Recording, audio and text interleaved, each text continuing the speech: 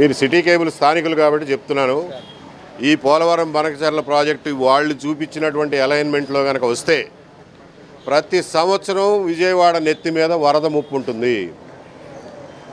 బుడమేరు నీళ్లు పైనుంచి వచ్చిన వరద నీళ్లతో పాటుగా 38,000 క్యూసెక్కులు పోలవరం నుంచి వచ్చి మీద పడితే విజయవాడ వారాల తరబడి మునిగిపోవడం ఖాయం. కాబట్టి దీని అలైన్మెంట్ని మార్చాలి. కృష్ణానదిలో వేయకుండా కృష్ణానదిని యాక్విడక్ట్ ద్వారా మాత్రమే దీన్ని దాటించాలి అని చెప్పి విజయవాడలో ఉన్నటువంటి ప్రజాప్రతినిధులు దీని మీద గట్టిగా మాట్లాడాలి. ప్రభుత్వం మీద ఒత్తిడి తీసుకురావాలి.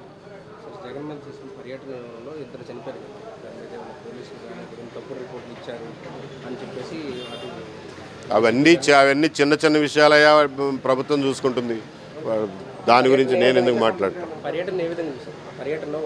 ఆయన రాజకీయ స్టైలే అది. కొత్తగా ఏముంది? ఇది కొత్త ఏం కాదుగా. ఆయన రాజకీయ స్టైలే అది.